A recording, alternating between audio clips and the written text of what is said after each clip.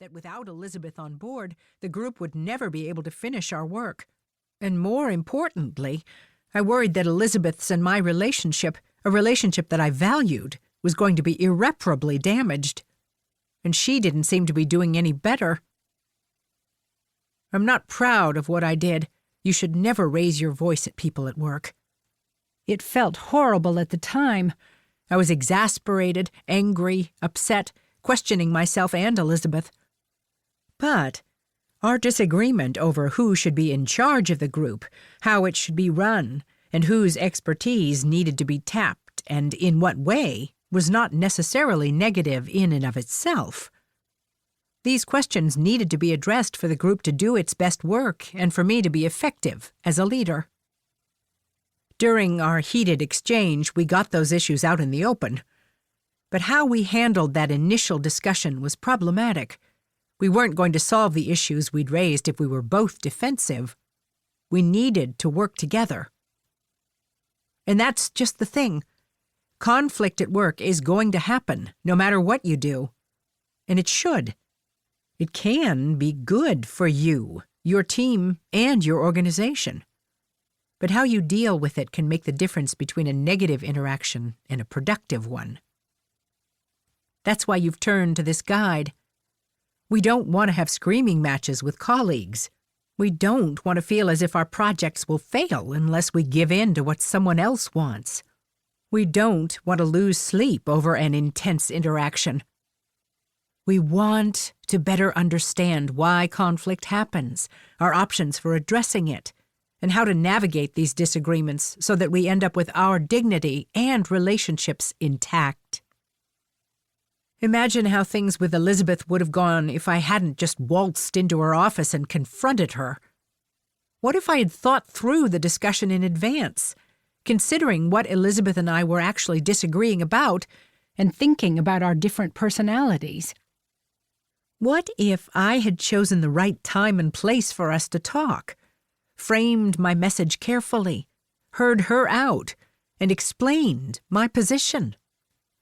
Or what if Elizabeth had come to me earlier and explained why she wasn't participating, made clear that her issues weren't personal but had to do with how I was running the group or what the team was trying to achieve? Instead of sitting there staring at each other, fuming, we might have been engaged in a thoughtful, productive discussion. Learning to navigate conflicts, such as the one I had with Elizabeth, is not really a choice in today's organizations. There's always going to be diversity, interdependence, and competition over scarce resources, and that's not a bad thing. When passionate people with different perspectives collaborate to address a problem or an opportunity, there can be give and take and productive disagreement.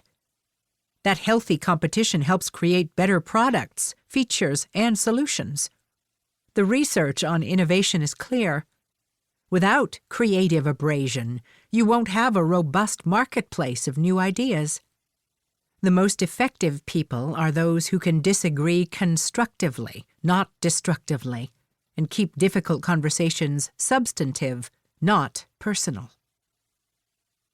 Thankfully, mercifully really, in the middle of our fight, Elizabeth paused and asked if I wanted to get coffee with her across campus. Not sure what else to do, I agreed.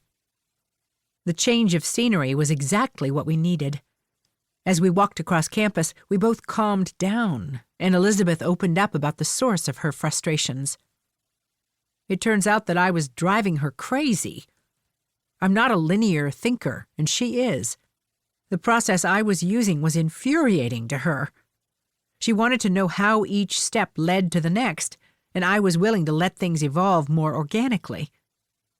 Plus, she felt as if I wasn't using her expertise. I assumed people would speak up if they had ideas, that those with the most experience, such as Elizabeth, would chime in when they wanted to, so I didn't call on anyone in particular and never met with individual team members outside the group to get their perspective. By not calling on her or openly acknowledging her expertise and asking for her opinion, I had upset her. She felt that I hadn't shown her enough respect. It's not that I didn't feel it. In fact, I assumed that she assumed that I respected her.